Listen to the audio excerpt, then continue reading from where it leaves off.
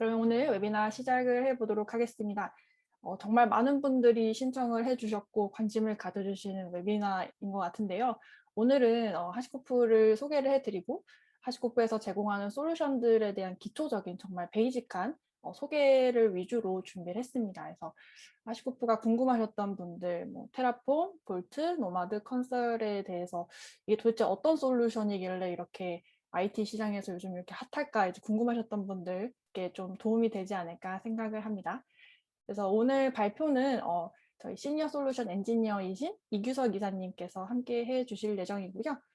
이번 세션은 레코딩이 되고 있기 때문에 다시 보기를 원하시는 분들은 2, 3일 내로 저희가 레코딩을 저희 홈페이지 그리고 유튜브로 올려드릴 예정이니까 참고 부탁드립니다.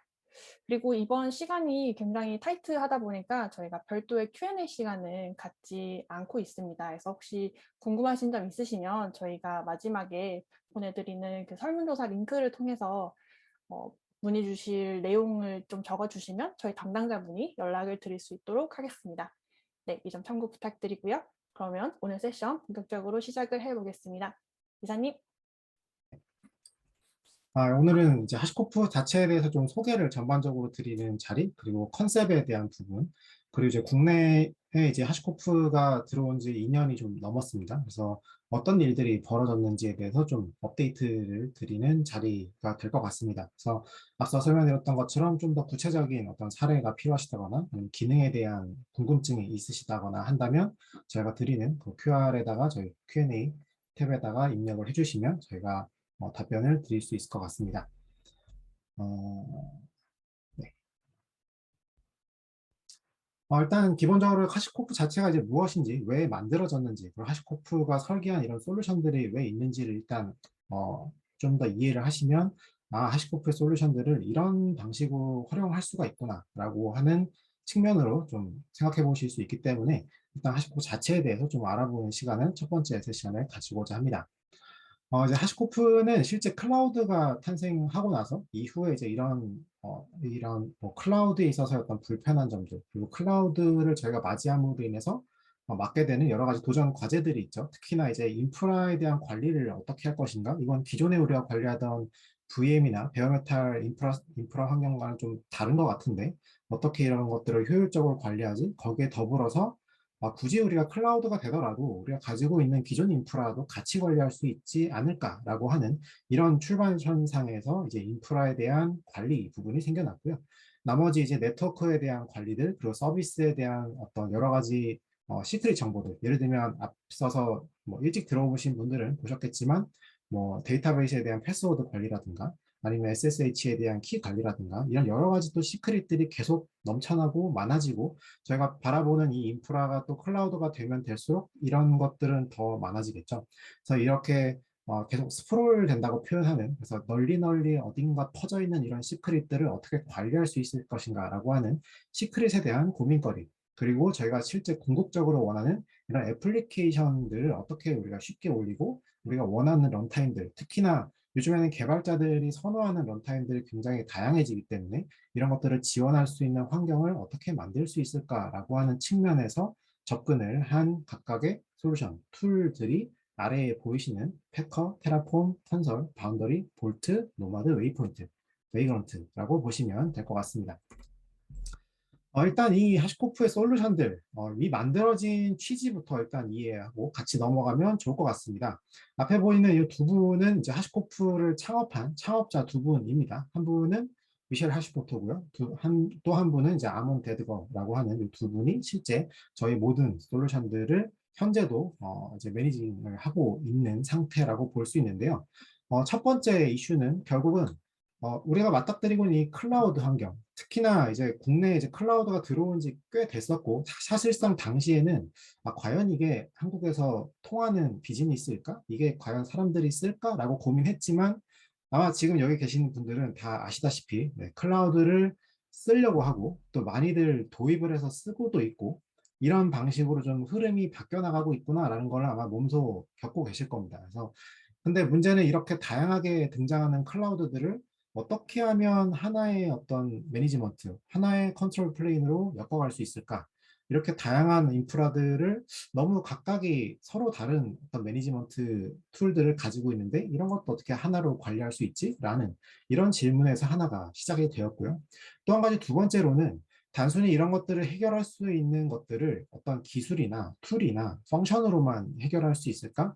그게 아니고 실제 우리는 사람이기 때문에 사람이 일하는 방식에 어울려야 되고 우리가 일하는 방식에 자연스럽게 스며들지 않으면 굉장히 비효율적일 것이다 라고 생각을 했습니다. 그래서 우리의 이 워크플로우를 우리가 막닥뜨린 이런 클라우드나 혹은 기존에 있던 인프라, VM이나 베어메탈이나 데이터 센터에까지 이르는 여러 환경에 있어서 우리의 워크플로우를 하나로 뭔가 통합할 수 있는 이런 기회가 있지 않을까라고 해서 실제 앞서 보셨던 여러 가지 솔루션들이 만들어졌다라고 볼 수가 있겠습니다. 일단 철학에 대해서 한 번 더 정리를 해보자면 결국 하시코프의 솔루션들 이미 테라폼도 아시는 분도 계실 거고요. 볼트나 컨설이나 노마드, 패커도 굉장히 많이 사용하고 계시고 이런 제품들이나 솔루션들을 사용하는 이유, 특히나 만나보는 엔지니어 분들은 굉장히 좋아하시죠. 하시코프 솔루션 너무 좋아요. 근데 이 좋아요의 어떤 근본적인 철학은 어떤 것인가라고 해서 앞에 잠깐 한 세 가지 정도로 정리를 했습니다. 첫 번째는 결국은 자동화의 측면으로 다가갈 수 있을 것 같습니다. 많은 분들이 이제 저희가 가지고 있는 이런 IT에 대한 부분, 특히나 이 IT는 변화가 굉장히 심하죠. 그리고 새로운 버전도 굉장히 빠르게 나오고요. 상대적으로 뭔가 장인이 되기에는 뭔가 계속 새로 나온 것들을 다시 학습해야 되고 다시 만들어야 되고 새로 나온 걸 다시 또 새로운 프로젝트를 시작해야 되고 이런 방식으로 흘러가게 되어 있습니다.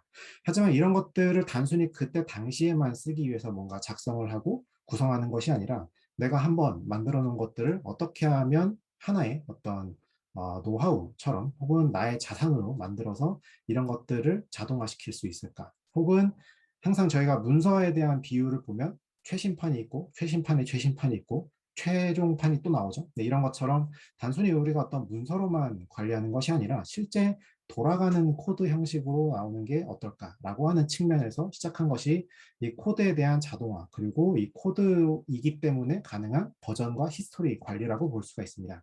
또 두 번째로는 앞서 한번 강조가 되긴 했지만 결국은 일하는 방식을 어떻게 우리가 개선할 수 있고 내가 실제 일하는 데 있어서 불편하지 않게 할까라고 하는 하나의 또 철학이 있고요.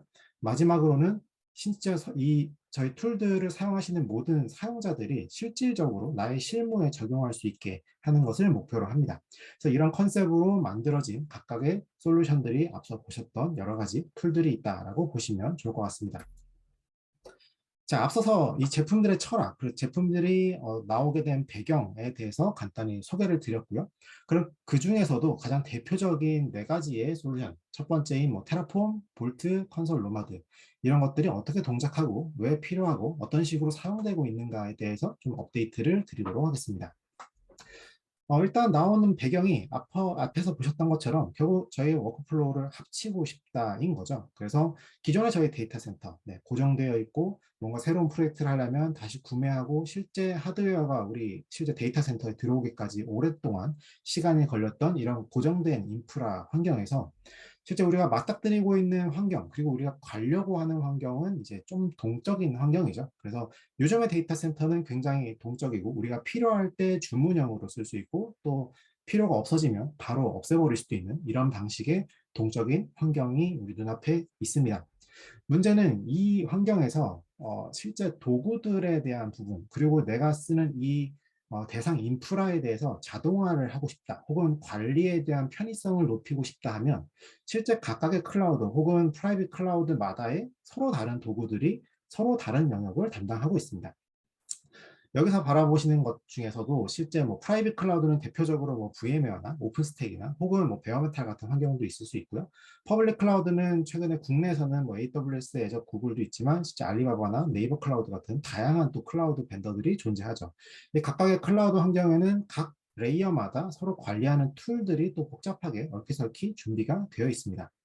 문제는 저희 조직에 혹은 우리 팀에 모든 사람이 이 모든 실제 눈앞에 보이시는 이 모든 클라우드 다 알 수 있는가 그리고 내가 클라우드 하나만 안다고 해서 모든 거를 다 또 동일하게 컨트롤할 수 있는가 사실 이런 문제는 해결하기가 사실상 쉽지가 않을 수 있습니다. 왜냐하면 각각의 클라우드마다 뭔가 API나 인터페이스나 또 메뉴나 이런 여러 가지 설정에 대한 부분이 다를 수 있기 때문이죠. 그래서 이제 하시코프에서는 이런 부분들이 보안이 공통의 레이어가 있는 것 같네? 라고 판단을 했고, 그 레이어라고 하는 부분을 왼쪽에 보이시는 것처럼 인프라스트럭처에 대한 레이어가 있고, 그리고 여기에서 나오는 여러 가지 시크릿에 대한 시큐리티에 대한 항목이 있고, 그리고 네트워킹에 대한 부분, 애플리케이션 배포와 관련된 부분이 있다라고 판단을 해서 총 4가지 측면의 레이어로 구분을 지었습니다. 이렇게 4가지 측면의 레이어로 일단 구분을 짓고 나니 이런 레이어별로 어떻게 적용을 할 수 있을까라고 해서 각각의 적용하는 방식을 선언을 하게 됐고, 인프라스트럭처는 마치 코드처럼 관리를 해볼 수 있지 않을까. 결국은 저희가 뭐 데브옵스나 에자일이나 여러 가지 개발 방법론을 보면 각 코드들이 버저닝을 갖고 이 버저닝에 따라서 그때그때마다 새로운 애플리케이션 서비스를 만들어내는 것처럼 결국 인프라도 요건이 발생하고 우리 눈앞에 닥친 어떤 여러 가지 프로젝트나 이런 것들을 수행하기 위해서 이 코드에 대한 재사용성 같은 것들을 인프라에도 적용해 볼 수 있지 않을까라고 해서 코드 형태로 인프라를 구축하고 관리할 수 있는 이런 것들을 이제 인프라스트럭처 에즈 코드라고 표현을 하고 인프라는 이 IAC라고 하는 도구로 풀어보자라고 하는 게 있었고요. 나머지 시큐리티에 대한 부분은 기존에 저희가 결국은 IP 대역으로 뭔가 막거나 혹은 실제 우리 내부 네트워크에 있는 거는 사람이 들어올 수 아예 없게 만드는 이런 방식으로 구성을 했지만 현재 우리가 맞닥뜨린 환경은 다 오픈이 되어 있죠. 네, 실제 인프라라고 보이지만 실제 저런 AWS나 애저 같은 이런 환경들은 실제 뭐 바라다 보기에 관점에 따라 차이가 있을 수 있지만 사실상 사스 서비스 같은 이런 역할이라고도 볼 수가 있습니다. 그래서 누구나 퍼블릭하게 접근할 수 있는 이런 환경이 됐기 때문에 결국 기존에는 IP 대역으로 뭔가 막을 수 있었다라고 하지만 이제 지금에 있어서는 뭔가 아이덴티티, 즉 이 사람이 누구인가에 따라서 접근할 수 있다 없다를 판단할 수 있게 하지 않을까 이런 방식으로 보안에 대한 영역을 접근을 했습니다. 그리고 세 번째는 뭔가 이렇게 자꾸 늘어나고 줄어들고 하는 이런 다이나믹한 어떤 인프라 환경, 거기에 특히나 서비스도 자꾸 생겼다가 줄어들었다가 외부에도 서비스가 생겼다가 하는 이런 서비스에 대한 부분을 우리가 어떻게 자꾸 수동으로 관리하는 것 이상의 장점 혹은 자동화를 할 수 있을까? 특히나 오토스케일링 같은 이런 기능들을 아마 써보신 분들은 아시겠지만 이게 늘어나면 누군가는 다시 또 이 늘어나는 VM에 대한 IP를 잡아줘야 되고 이런 잡아주는 서비스를 별도로 또 구성을 하거나 설정을 해야 되는 그런데 이런 부분들이 실제 뭐 한두 건이면 문제가 없겠지만 실제 늘어나는 거 양 자체를 보면 네, 써보신 분들의 피드백으로는 하루에도 몇 번씩 줄어들었다 늘어났다 한다 이런 표현도 사용하기도 합니다. 결국은 우리의 서비스 혹은 서버에 대한 엔드포인트가 자꾸 생겼다 없어졌다가 그리고 지금 방금 썼던 것도 없어질 수 있는 이런 환경이 됐기 때문에 이런 서비스에 대한 엔드포인트 관리를 어떻게 할 수 있을까라는 측면에서 마치 전화번호부 같은 이런 서비스 레지스트리 기능으로서 이런 동적인 엔드포인트 관리를 해보자 라고 하는 것이죠. 마치 조금 더 비유를 해보자면 저라고 하는 이규석이라고 하는 사람한테 연락을 하기 위한 방법이 전화번호도 있겠지만 뭐 직통 전화도 있을 수 있고요. 뭐 이메일도 있을 수 있고 메신저도 있을 수 있죠. 여러 가지 방식으로 이 특정 아이덴티티를 갖는 어떤 서비스와 통신을 할 수 있는 것처럼 이 서비스들도 이 서비스가 대체 어디에 어떤 IP에 어떤 포트로 떠 있는지를 계속 추적할 수가 있다면 좀 더 손쉽게 이런 동적인 환경에서의 네트워킹을 구현할 수가 있을 겁니다.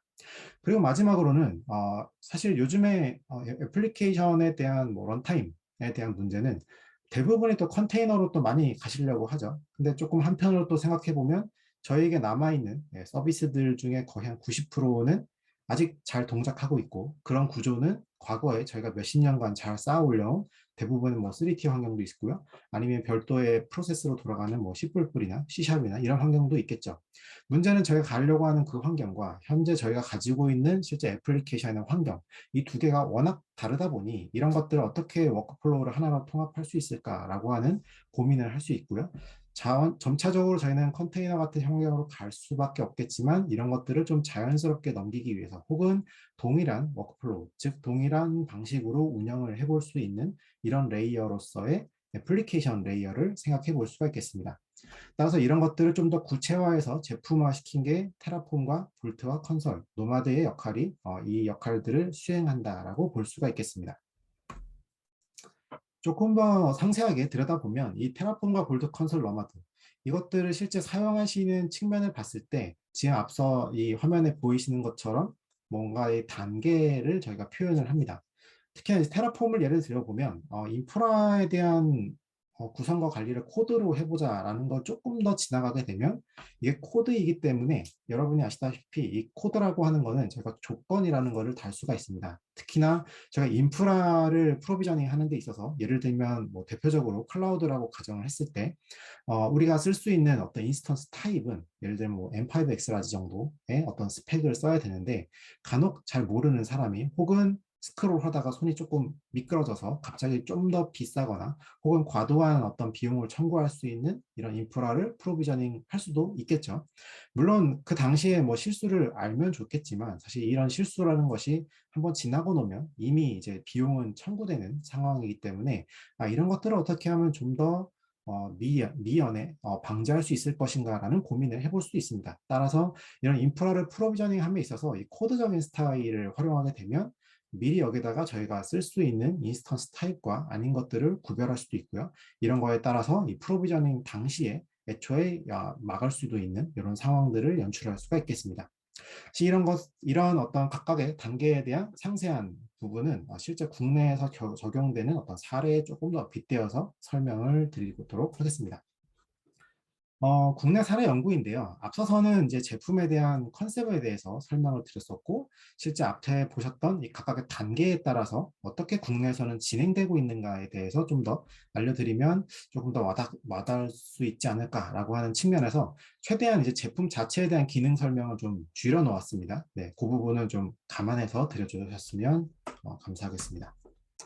네, 다시 돌아와서 국내 사례에 대한 부분에 대한 업데이트를 드리겠습니다. 자, 첫 번째는 인프라스트럭처 에즈 코드를 시작하는 회사들입니다. 이제 클라우드에 대한 검토가 어느 정도 좀 많이 끝난 기업들도 많이 생긴 것 같고요. 그리고 이미 클라우드의 대부분의 또 서비스를 많이 올리신 기업들도 있는 것 같습니다. 근데 이제 이렇게 운영을 하다 보니 그 안에서 여러 가지 이제 헤게모니가 생기겠죠. 특히나 이제 고민거리들 중에서 우리 조직에 있는 이 운영 노하우를 어떻게 우리는 남길 수 있을 것인가, 혹은 공유할 수 있을 것인가, 그리고 다른 팀과는 어떻게 공유해야 되고, 또 예를 들면 이 운영과 관련된 부분이 아닌, 예를 들면 구축을 하는 사업자인 경우에는 이 한 번 구축했는데 이 구축한 거를 다른 데서 또 동일하게 비슷한 어떤 표준화되는 방식으로 또 구축을 할 수 있지도 않을까?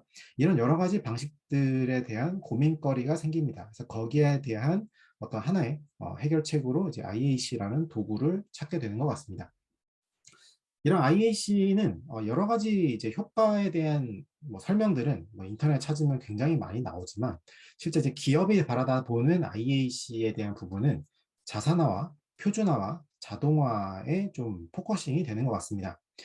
자산화라고 하는 부분은 결국 기존엔 저희가 뭔가 기획을 하고 인프라를 설계하고 이런 것들은 뭔가 그림으로 나와 있고 텍스트로 나와 있고 단순히 이런 것들에 대한 어떤 조건들만 나와 있었죠. 근데 이런 것들이 실제 동작을 하는가라고 하면 그렇지는 않습니다. 그래서 테라폼을 좀 활용을 하게 되면 이 테라폼 코드 안에 내가 어떤 스펙에 어떤 종류의 그리고 어떤 클라우드에 우리가 배포를 했었고 어떤 조직화된 아키텍처로 만들어졌는지를 계속 추적하고 관리를 할 수가 있겠죠. 이런 면으로 인해서 물론 처음에는 이 테라폼이라고 하는 도구 자체가 생소해서 좀 처음에는 어려울 수도 있지만 한번 적응이 되고 난 이후에는 이 코드만 가지고 서로 의사소통할 수 있고 또 이런 코드는 남기 때문에 언제든지 조직 내에서의 어떤 자산화 측면에서도 다가갈 수 있다라고 볼 수가 있겠습니다. 하지만 일단 첫 번째로 이 IAC라고 하는 거를 조직 전체에 갑자기 막 쓰게 할 수는 없겠죠. 결국은 어딘가에서 뭔가 할 줄 아는 사람이 혹은 필요성을 느끼는 사람들이 조금씩 조금씩 사용하면서 이것들을 어떤 팀 단위의 레벨로 사용을 하려고 하는 부분으로 발전을 하게 됩니다. 대표적으로 지금 보시는 화면은 많이 쓰이는 프로바이더라고 하는 테라폼이 컨트롤을 하는 여러 가지 대상에 대한 리스트를 좀 뽑아봤습니다. 물론 이 대상의 리스트가 수천 개가 있기 때문에 뭐 모든 걸 다 알려드릴 수 없겠지만 그중 대표적인 것들로 일단 뽑아봤고요. 실제 테라폼을 사용하는 단연 첫 번째에 대한 프로바이더는 AWS인 것 같습니다. 네, 물론 전 세계적으로도 일단 가장 인기 있는 클라우드 환경이기 때문이라고도 할 수 있지만, 많은 이제 클라우드를 처음 접하는 쪽에서 좀 쉽게, 그리고 뭔가 검색이 좀 다른 클라우드에 비해서 좀 잘 되거나 하다 보니까 AWS를 또 많이 선택하시기도 하는데요. 네, 테라폼으로 이 AWS를 가장 많이 프로비저닝 하는 걸로 조사가 됐고요. 자, 두 번째와 세 번째는 좀 생소하실 수도 있을 것 같아요. 조금 배경 설명을 드리면, 제가 테라폼으로 프로비저닝 한다라고 하는 그 대상은 인프라스트럭처입니다. 여기서 조금 이제 고객분들과 여러 미팅을 하다 보면 조금 헷갈릴 수 있는 부분은, 보통 인프라스트럭처에 대한 운영 유지 보수에 대한 얘기를 할 때 마치 OS 위에 있는 뭔가 패키지라든가 OS 자체에 대한 환경 변화에 대한 유지 보수 쪽으로 접근을 하는 케이스가 있는데, 조금 분리해서 생각해 보시면 좋을 것 같습니다. 저희가 OS 자체에 대한, 혹은 그 위에 올라가는 뭐 패키지나 애플리케이션에 대한 유지 보수 쪽은 앤서블이나 혹은 뭐 노마드 같은 이런 쪽의 어떤 컨피그레이션 매니지먼트 쪽으로 받아보시면 좋을 것 같고요. 지금 이제 테라폼으로 접근하는 부분은 인프라스트럭처에 대한 운영 유지 보수 측면이라고 볼 수가 있겠습니다.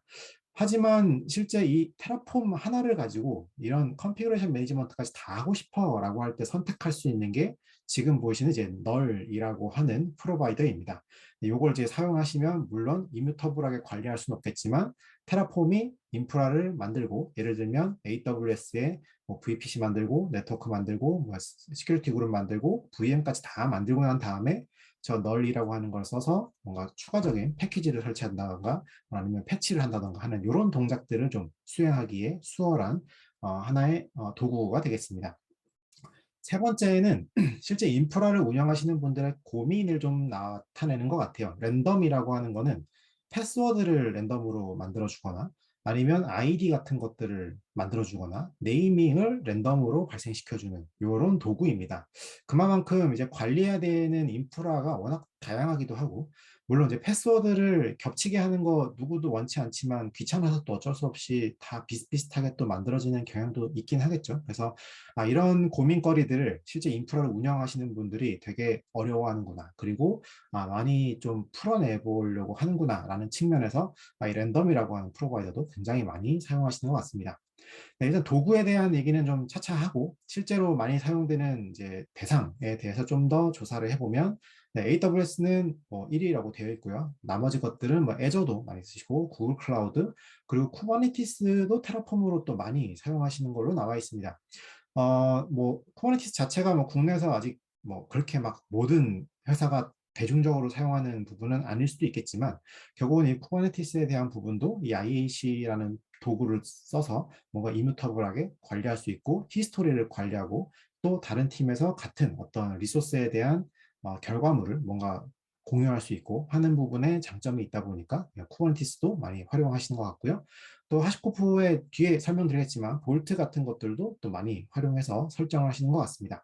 나머지 뭐 햄 차트에 대한 부분, 그리고 또 의외였던 거는 애저의 액티브 디렉토리, 이 부분도 이제 코드로 관리하려고 하는 부분도 있던 것 같고요. 네, 하시코프의 컨설이나 또 VM웨어의 v스피어도 테라폼으로 또 관리를 하는 케이스도 많이 나왔습니다. 그 외에도 이제 국내에서 저희가 이제 많은 이제 고객들이나 실제 저희 벤더들과 협업을 진행하고 있고, 또 국내에서는 뭐 시스코, 그리고 뭐 네이버 클라우드, 일라스틱, 알리바바 클라우드, 또 데이터돔이나 몽고디비 쪽 이런 쪽에서도 이제 프로바이더에 대한 사용, 혹은 이제 어떻게 사용하는지에 대한 문의가 굉장히 많이 오고 있는 상황이다라고 보시면 될 것 같습니다.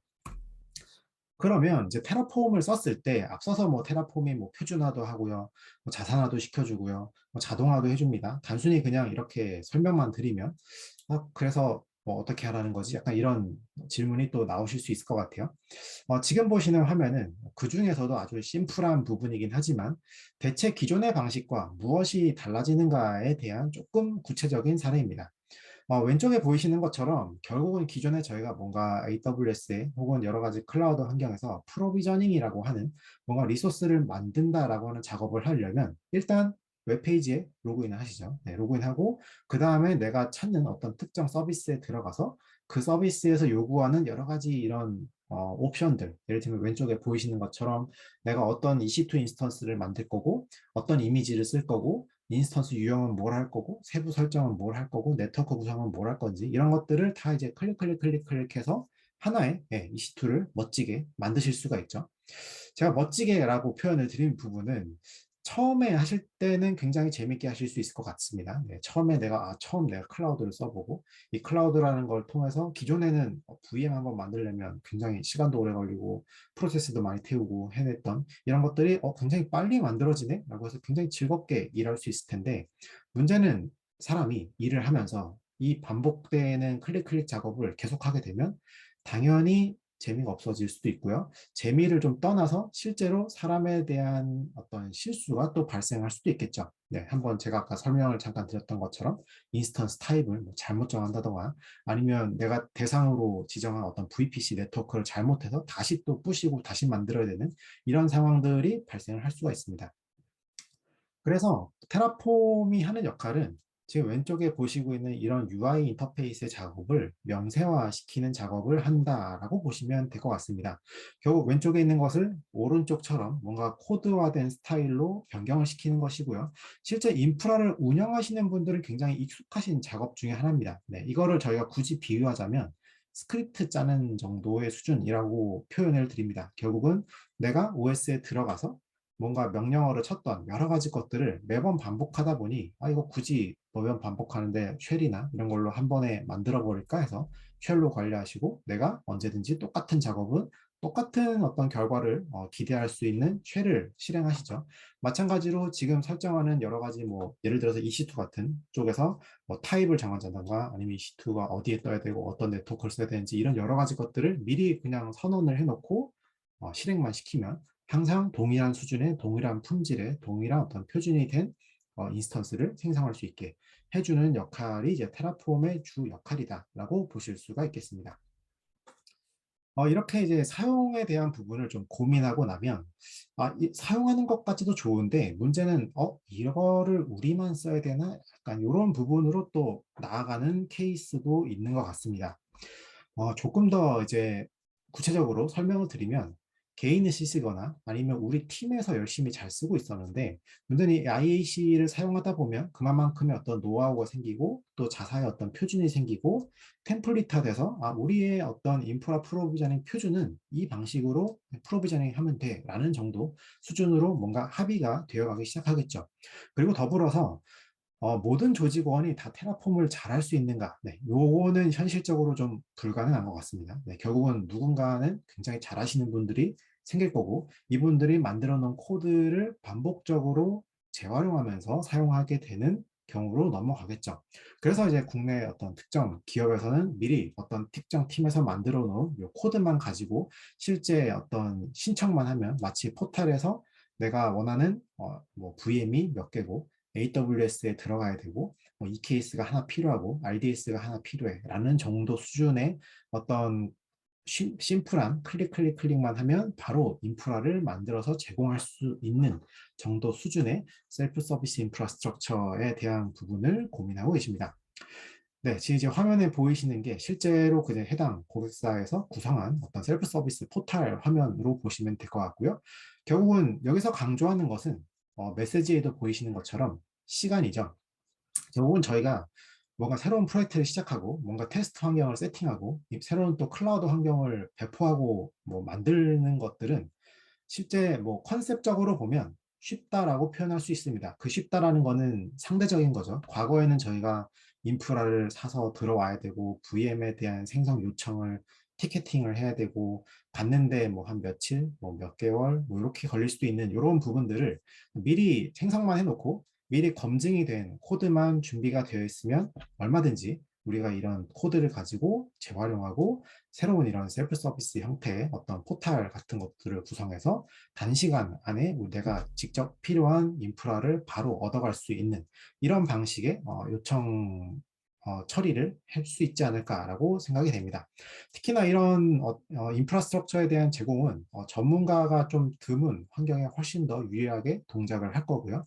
예를 들면 사실상 이제 IT 전문 기업보다는 뭐 학교라든가 공공기관이나 뭐 의료 같은 이런 병원 시스템에서도 미리 어느 정도 구축된 뭐 연구원들이 내가 바라는 스펙이 딱 정해져 있으면 미리 테라폼 코드론 다 준비가 되어 있고 단순히 내가 한 며칠 동안 쓸 인프라를 이렇게 주세요라고 요청만 하면 쉽게 프로비저닝 되는 이런 환경들의 어떤 셀프 서비스 환경을 구축할 수 있지 않을까라고 생각을 합니다. 네, 인프라에 대한 부분에 대한 활용은 국내에서는 일단 자산화와 표준화, 템플릿, 그리고 클라우드에 대한 노하우를 축적하는 목적으로도 사용되고요. 그 단계가 좀 진행이 되면 이제 셀프 서비스 형태의 인프라 프로비저닝에 대한 부분으로 넘어가고 있다라고 설명을 드렸습니다.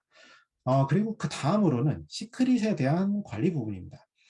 시크릿에 대한 관리라고 했는데 보통 국내에 아직 나와 있는 수많은 이제 보안 시크릿 관리 솔루션이라고 하는 부분들은 시크릿 스토어의 기능을 가지고 있죠. 그러니까 뭔가 암호화해서 저장해 놓고 그냥 불러다 쓸 수 있는 이런 방식으로 구성이 되어 있는데 볼트는 좀 특이하게도 시크릿 매니지먼트라고 되어 있습니다. 네, 이 매니지먼트라고 하는 이유는 결국은 시크릿을 단순히 보관만 하는 수준에서 조금 더 넘어가서 패스워드를 자동으로 로테이션 시켜주던가 아니면 실제 요청한 패스워드를 일정 기간이 지나면 만료를 시켜주던가 하는 이런 방식의 메커니즘을 가지고 있기 때문에 시크릿 매니지먼트라고 표현을 합니다. 가장 이제 주요한 유즈 케이스를 보면 이제 민감한 데이터에 대한 중앙 관리 그리고 자동화라고 볼 수가 있겠습니다. 특히나 이제 이 자동화에 대한 부분을 좀 볼트에서는 강조를 하고 있습니다. 예를 들면 과거에는 저희가 데이터베이스에 대한 패스워드 같은 것들이 뭔가 변경을 한번 하려면 정말 대작업을 해야 되죠. 네, 단순히 패스워드 하나만 변경되는 게 아니라 이 패스워드를 가지고 사용을 하는 사용자나 애플리케이션 쪽을 다 한 번에 또 바꿔줘야 되고 실제 붙는지 잘 동작하는지를 다 확인하는 실제 DB가 한 대면 뭐 그 정도 수준에서 끝날 수 있겠지만 데이터베이스가 한 10대, 20대, 한 100대 이렇게 넘어가기 시작하면 이 패스워드 자체를 또 관리하는 것조차도 굉장히 어려운 일이라고 볼 수가 있습니다. 그래서 이런 볼트는 여러 가지 어떤 시크릿 데이터, 예를 들면 SSH 데이터베이스 혹은 클라우드 크리덴셜, PKI 인증서 혹은 뭐 데이터베이스도 종류도 굉장히 많죠. 오라클 데이터베이스, MS SQL, 뭐 마이스QL, 뭐 포스트그레스QL 혹은 뭐 일라스틱서치나 뭐 몽고디비 같은 이런 여러 가지 이제 유형의 데이터베이스를 이 볼트라고 하는 거 하나를 통해서 자동으로 갱신해주고 애플리케이션들은 이 변경된 값을 자동으로 가져가고 중간에 결국은 사람의 개입을 최소화시키면서도 이런 민감한 데이터들을 뭔가 주기적으로 변경 관리를 할 수 있다라는 측면이 볼트의 가장 큰 어떤 장점이라고 볼 수가 있겠습니다. 특히나 이제 국내에서는 요즘에 이제 이 클라우드 쪽이나 떤 보안 심사 같은 규정들이 쭉 나오고 있죠. 뭐 금융권도 마찬가지고 뭐 헬스케어나 뭐 공공기관도 마찬가지고요. 이런 부분에 대해서 실제 이제 기존의 어떤 심사 기준과 이제 클라우드 향의 어떤 심사 기준이 포함이 되다 보니까 이미 이제 구매한 여러 가지 보안 툴들이 이제 커버할 수 없는 조금 일부 이제 비어 있는 이런 부분들을 또 볼트로 메꾸려고 하는 이런 부분도 생기는 것 같고요. 또 한 가지는 이제 클라우드를 쓰면서 이 클라우드에 대한 크리덴셜이 한번 노출이 되면 사실 비용적으로 굉장히 크리티컬한 상황이 발생하죠. 가장 뭐 최근에 이 클라우드 키가 깃허브에 올라가 있다가 이걸로 인해서 뭐 하루 만에 4천만 원 가까이 청구가 되는 이런 사례들을 보면 결국은 이 볼트가 이런 크리덴셜들을 안전하게 관리해주고 단기 크리덴셜을 발급해주고 없애주고 하는 것들을 자동화함으로써 애초에 이런 위험 요소가 발생하는 것들을 막아줄 수 있다라고 하는 메시지를 드릴 수 있을 것 같습니다. 그리고 단순히 이제 시크릿을 관리한다 혹은 뭐 시크릿을 자동으로 갱신시켜 줍니다라고 하는 걸 조금 더 나아가서 요즘에 이 개인정보 보호에 대한 관심이 더 이제 많아지면서 이 개인정보들에 대한 어떤 식별화, 비식별화에 대한 처리를 어떻게 할까라는 고민을 또 많이 하고 계신 것 같아요. 그래서 볼트에 있는 조금 더 어드밴스드한 기능은 암호화에 대한 기능입니다. 볼트에서는 단순히 이제 단순 암호화 기능도 제공을 하고 있습니다. 그래서 어떤 데이터가 들어오면 데이터를 볼트한테 암호화해줘라고 하면 굉장히 이상한 문구의 긴 이런 사이퍼 텍스트로 나타나는 일반적인 암호화 기능도 쓸 수는 있고요. 근데 문제는 이제 이 암호화와 비식별화는 다르다라고 저희가 표현하죠. 그래서 이 비식별성을 유지하면서 특히나 이제 데이터베이스에 들어가는 어떤 특정 민감 데이터의 스키마를 변경하지 않으면서도 저희가 암호화를 할 수 있는, 자, 크게 예를 들면 주민등록번호의 뒷자리 6자리, 뭐 카드번호의 중간에 8자리라든가 혹은 제 핸드폰 이런 뭐 연락처에 대한 뭐 뒷자리를 암호화를 시키지만 하지만 스키마는 고정시켜야 되고 혹은 저희가 분석을 해야 되기 때문에 혹은 이 머신러닝이나 혹은 학습 이런 것들을 해야 되기 때문에 이런 개인정보 중에 일부는 뭐 남아 있어야 되는 이런 방식의 암호화 기술들이 또 필요하게 됩니다. 이때 이제 활용하실 수 있는 부분이 오른쪽에 보이시는 트랜스폼이라고 하는 이제 형태 보존 암호화라는 기능이 있습니다. 이 형태 보존 암호화 기능을 쓰게 되면 예를 들면 지금 화면에 있는 것처럼 카드 번호 16자리가 들어오면 그 카드 번호를 이제 그대로 똑같은 스키마의 형태로 암호화를 시켜주고 이런 것들을 보관한 다음에 나중에 필요할 때 다시 뭐 복화를 해서 사용한다든가 하는 방식으로 스키마 변경 없이 암호화를 할 수 있는 이런 기능들도 이제 국내에서 사용이 되고 있는 것 같습니다. 볼트가 좀 생소하신 분들도 계실 거예요. 네, 제가 앞서서 뭐 볼트가 뭐 암호화도 해줍니다. 뭐 볼트가 뭐 민감 정보를 관리도 해주고요.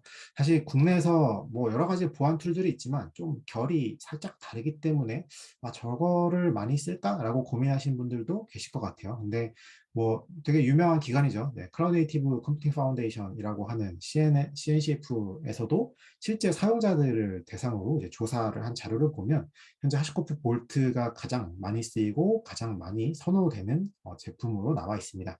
그만큼 많은 사람들이 개발을 하거나 실제 인프라를 운영함에 있어서 이미 많이 사용하고 있고 검증된 솔루션이다라고 하는 것들을 빗대어서 설명드릴 수 있을 것 같습니다.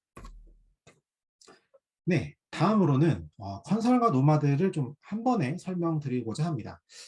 테라폼과 볼트 같은 케이스는 이제 인프라를 프로비저닝하고 시크릿을 관리하고 이런 식으로 이제 좀 분리해서 바라볼 수도 있을 것 같은데 애플리케이션의 배포 그리고 배포가 되자마자 뭔가 저희는 연결을 해야 되죠. 네, 예를 들면 예를 들어 뭐 톰캣 한 3개 띄우셨으면 이 3개에 대해서 뭐 아파치나 엔진엑스에서 바로 백엔드 연결을 해주고 서비스 연결을 해줘야 실제로 서비스가 동작을 하는 거겠죠. 그래서 이 배포와 서비스 연결에 대한 부분을 한 번에 설명드리고자 합니다.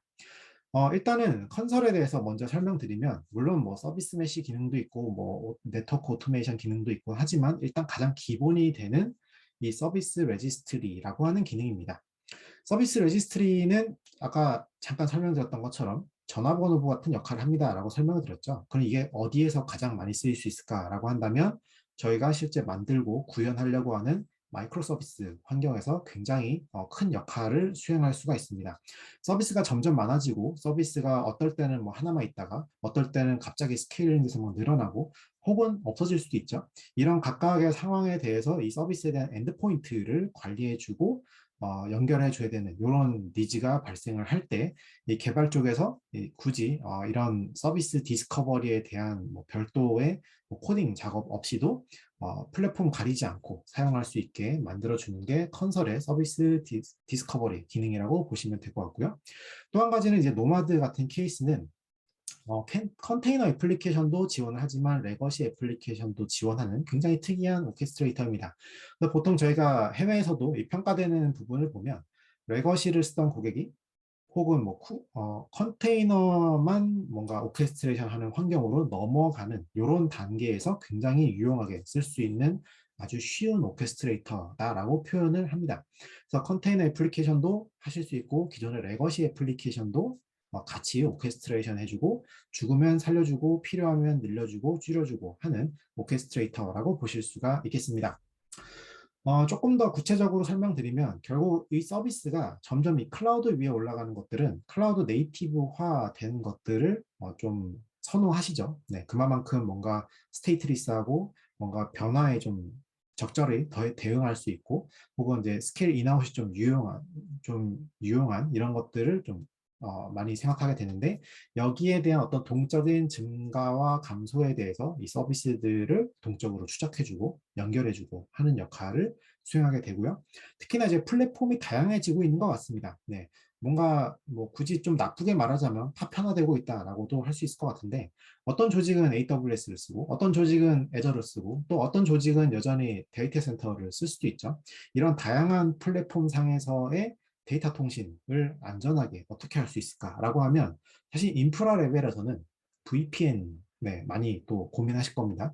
네, 근데 이제 컨설 같은 경우에는 이 게이트웨이가 이미 준비되어 있고 이 게이트웨이 간에 뮤추얼 TLS라고 하는 암호화 통신을 지원하기 때문에 이게 혹시나 뭐 퍼블릭 구간으로 통신을 하게 되더라도 좀 수월하게 이런 다중 플랫폼 간의 클라우드를 다중 플랫폼, 다중 클라우드 간의 통신을 할 수 있게 만들어주는 역할을 수행하고 있고요. 특히나 이제 하시코프의 고객 사례들 중에서도 뭐 메르세데스 벤츠 같은 이런 자동차와 관련된 특히나 전 세계 글로벌 서비스를 하는 이런 케이스에서도 이미 사용을 잘 하고 있는 기능이라고 보시면 될 것 같습니다. 그리고 마지막으로는 이런 서비스가 변경이 되고 뭔가 늘어나고 줄어들면 이런 것들을 어떤 특정 서비스에 업데이트를 시켜줘야겠죠. 네, 대표적으로는 뭐 F5나 빅IP나 뭐 시스코 ACA 같은 이런 어떤 네트워크 장비가 있을 수도 있고요. 팔로알토 같은 파이어월 장비도 있을 수 있고요. 아니면 HA 프록시나 엔진엑스 같은 소프트웨어 LB 같은 것들도 있겠죠. 결국은 여기서 하고 싶은 부분은 기존에 저희가 뭔가 서비스 하나를 오픈을 하면 실제로 이것들을 네트워크 팀과 또 커뮤니케이션에서 다시 뭔가 백엔드 설정을 하거나 아니면 애플리케이션 하나만 고쳤지만 또 다른 솔루션이나 또 다른 애플리케이션을 건드려야 되는 이런 상황들이 발생을 합니다. 그래서 이런 부분들을 최대한 자동화 시켜줄 수 있고 자동으로 업데이트를 시켜줄 수 있고 이 서비스에 대한 변동폭들에 대한 자동화로 인해서 뭔가 우리가 실수나 혹은 여기에 대한 수정 작업들을 최소화시킬 수 있는 이런 환경을 제공해 주는 게 컨설의 역할이다라고 보시면 좋을 것 같습니다. 그리고 또 한 가지 이제 노마드에 대한 부분은 결국은 저희가 원하는 것은 서비스가 얼마나 잘 운영되고 배포되고 자유롭게 우리 개발팀에서도 뭔가 테스트해 볼 수 있는 환경이 있는가라는 거겠죠. 사실 뭐 지금 화면에 보이시는 것처럼 뭐 이 애플리케이션들을 뭐 자동 복구해주고 자동 확장해주고 뭐 그리고 리소스를 최적화해줘서 최대한 어떤 클라우드 비용을 안 나오게 줄여줄 수 있다거나 이런 부분으로도 접근할 수 있지만 앞에 좀 일찍 들어오신 얼리버드님들께서 보셨을 것처럼 어, 이 애플리케이션이 실제 배포됨에 있어서 항상 저희가 이 옵스 팀을 경유해야 되는 상황이 굉장히 많이 발생을 합니다. 특히나 이제 SSH에 대한 권한도 가끔 필요할 수도 있고요. 파이프라인을 설계함에 있어서도 인프라의 또 도움을 받아야 되는 상황이 발생을 할 텐데 결국은 인프라 팀은 인프라 팀 나름의 업무가 이미 많이 있습니다. 실제. 네, 서로 사실 공감을 못해서 그렇지 서로의 일이 굉장히 많이 있으시죠. 그러니까 서로의 일은 서로의 일대로 진행을 하면서 실제 인프라 팀은 개발팀이 실제 애플리케이션을 자유롭게 배포할 수 있는 환경을 만들어 준다라고 하는 게 노마드의 컨셉이라고 보시면 될 것 같습니다. 그래서 실제 저희 창립자인 아몬드 헤드거가 이 노마드라고 하는 제품을 설명할 때 데브옵스라는 말을 굉장히 많이 사용합니다. 결국은 이 데브옵스라는 거는 뭐 많은 분들 여기 참여하신 많은 분들이 아시겠지만 어렵다라는 걸 아마 알고 계실 거예요. 특히나 국내 환경이라서 더 어렵다라고 하는 분들도 굉장히 많은 것 같습니다. 네, 조직이 굉장히 아이솔레이션 되어 있고 뭔가 소통하기가 쉽진 않죠. 근데 이런 환경 속에서도 이 노마드라고 하는 하나를 통해서 서로가 서로 원하는 바를 이룰 수 있게 개발은 개발 나름대로 빠른 배포와 테스트와 이런 것들을 해줄 수 있는 이런 환경을 제공하는 게 실제 노마드 쪽의 가치라고 볼 수가 있겠습니다. 네, 그래서 노마드가 제공하는 거는 베어메탈, VM, 클라우드, IoT, 뭐 팩토리 이런 것들 가리지 않고 설치를 하고 하나의 중앙 관리를 할 수가 있고요. 컨테이너에 대한 전용 스케줄러 그리고 자바에 대한 지원들이 있습니다. 국내에서 또 많이 자바를 쓰고 계시죠. 그리고 이 외에도 배치잡이나 스케줄링 같은 원래는 저희가 다 SSH 접속해가지고 뭐 크론탭 같은 거 하고 이렇게 작업을 했었어야 됐던 이런 것들을 원격지에서 저희가 관리하고 일괄 배포할 수 있는 환경을 만들어주고요. 또 한 가지 특이한 점은 윈도우를 기본적으로 지원하고 있습니다. 그래서 뭐 윈도우 환경에서 돌아가야 되는 여러 가지 뭐 EXE나 혹은 뭐 C++로 만들어진 이런 것들도 함께 스케줄링을 할 수 있고요. 뭐 AI나 ML 같은 워크로드도 저희가 필요할 때 GPU 뭐 쉬고 있는 쪽에다 알아서 그냥 돌려줘라고 하면 해당 GPU 찾아가서 돌려주고 하는 방식으로 저희가 구성을 할 수가 있겠죠. 그래서 좀 범용적이고 쉽고 실제 스케줄링에 대한 부분이 좀 많이 특화되어 있는 배포 툴이라고 보시면 좋을 것 같습니다. 특히나 이제 노마드와 컨설을 같이 활용하는 사례들을 보면 대부분 이제 MSA에 대한 챌린지를 받으시다가 여러 가지 또 소프트웨어 같은 걸 또 검토를 하시죠. 네, 그 와중에 이제 이런 컨설과 노마드를 가지고 MSA를 성공적으로 끝내는 사례들이 나오고 있고요. 예를 들면 이 컨설과 노마드가 좀 어려운가 실제로? 그러면 실제로 이 어려움을 낮추고 사용하는 방식에 대해서 좀 기존에 우리가 알던 방식으로 배포할 수 있게 해줌으로써 일단 쉽다라고 하는 게 가장 큰 좋은 피드백인 것 같고요. 또 한 가지는 결국은 우리가 개발을 하다 보면 기존의 레거시들을 껴안고 가야 되는 상황이 발생을 할 수가 있습니다. 특히나 이제 컨테이너라이징을 하는데 어떤 거는 컨테이너인데 어떤 건 컨테이너 못했고 그럼 컨테이너 못한 건 어떻게 관리해야 되지? 라고 하는 이런 상황에서 이 양쪽을 모두 다 컨트롤할 수 있는 유용한 어떤 도구로서의 동작을 수행한다라고 볼 수가 있겠고요.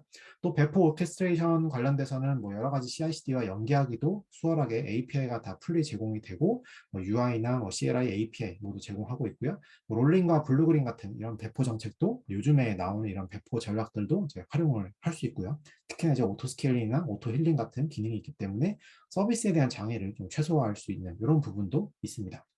나머지는 앞서서 봤던 것처럼 스케일링이나 오토 스케일링 아웃 됐을 때 동적으로 이런 부분들을 앞단에 연결시켜주고 업데이트 시켜주고 하는 것들이 다 자동화가 되어 있기 때문에 굉장히 수월하게 MSA 환경 또는 뭐 굳이 MSA가 아니더라도 기존 3티어 환경에서도 뭔가 이벤트 같은 거에 대응할 수 있는 배포 환경을 만들어 준다라고 볼 수가 있겠습니다. 네, 마지막 맺은 말입니다.